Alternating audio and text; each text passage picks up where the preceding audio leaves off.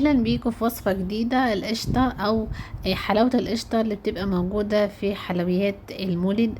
ناس كتير بتحبها، الاطفال بيحبوها جدا، انا شخصيا بحبها قوي. بنخاف ان احنا نجربها او نعملها. النهاردة هقدمها ليكم بمقادير بسيطة جدا وطريقة سهلة قوي، زي ما انتوا شايفين قوامها والمطة بتاعتها حلوة جدا.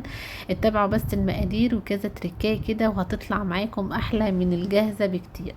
اول حاجة علشان ما اطولش عليكم الفيديو في الخطوة دي، انا جبت كوبايتين من المية بدرجة حرارة المكان، عليهم كوباية من السكر، عليهم عصير ليمونة كاملة، عليهم معلقة كبيرة من عسل الجلوكوز، وعليهم رشة ملح.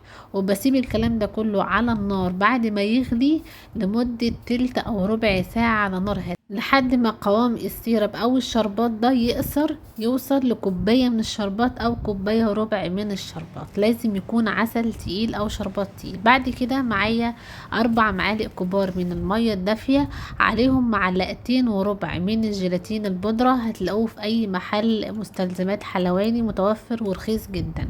هنقلب الجيلاتين مع المية الدافية كويس جدا. بعد كده معايا صينية بالمقاس ده او طبق، انا معايا طبق فبري هستخدمه. هضيف عليه ورقة من الزبدة على مقاس الطبق، هضيف على ورقة الزبدة معلقة صغيرة من الزيت. هوزع الزيت ده كويس قوي كده بالفرشة، واي زيت زيادة بمسحه بمنديل مطبخ علشان ما يأثرليش على طعم القشطة في الاخر. معايا بعد كده شوية من الزبيب وكوباية من جوز الهند. هبتدي ابدر ورقة الزبدة دي كويس قوي بجوز الهند علشان لما انزل عليها بالمكونات ما تلزقش على ورقة الزبدة. هنزل بقى الجيلاتين في كسرولة ألمونيوم متوفرة عندي.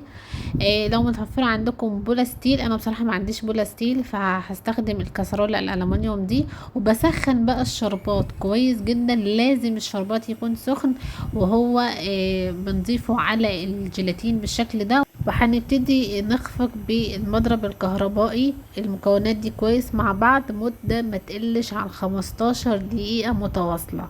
لو عندكم مضرب العجان تقدروا تستخدموه، زي ما قلت لكم عندكم كسرولة ستيل تقدروا تستخدموها. انا عندي كسرولة بلاستيك او ازاز فمش هتنفع لان المكونات بتكون سخنة.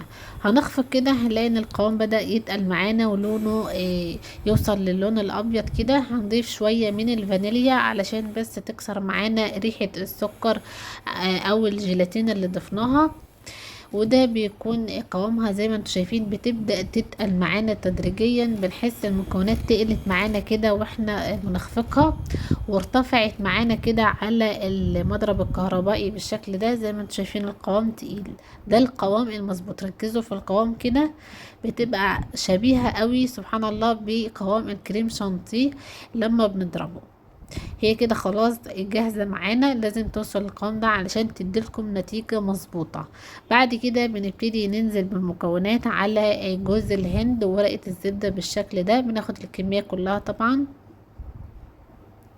وبعد كده ان احنا نرج الطبق كده رجتين كده 3 عشان المكونات تثبت معانا كده في الطبق وتاخد شكل الطبق. بعد كده بنزينها بقى بشوية من الزبيب، انا مش هضيف زبيب كتير بس علشان تاخد شكل القشطة المعتادة اللي احنا بنجيبها من بره. لو مش بتحبوا الزبيب تقدروا تستغنوا عنه.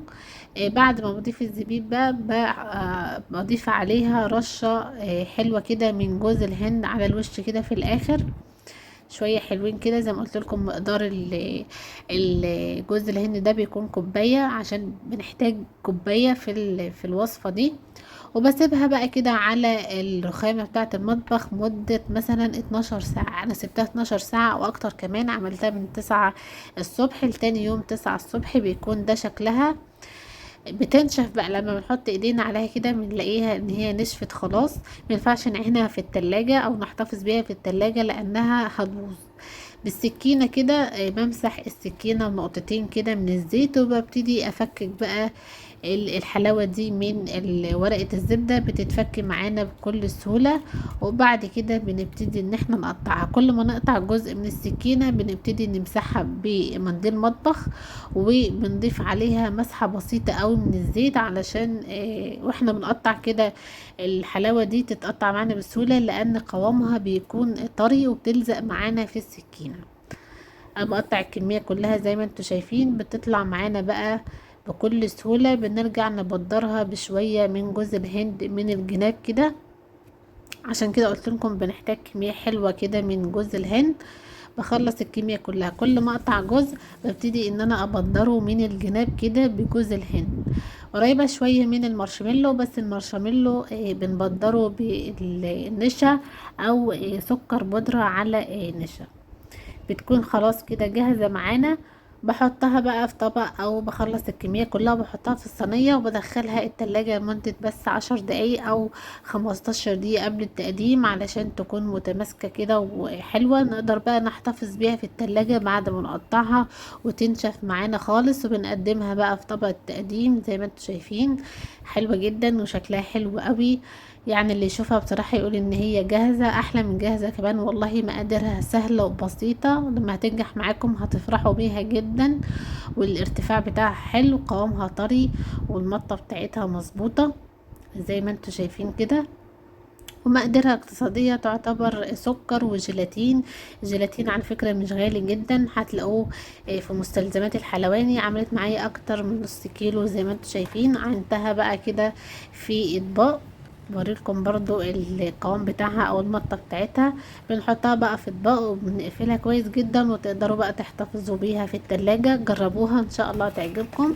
لو عجبتكم وصفة النهاردة ما تنسوش تعملوا لايك واشتراك في القناة علشان توصلكم اشعارات بكل وصفات الجديدة. نتقابل ان شاء الله في وصفات تانية كتير. اسيبكم في امان الله وسلام.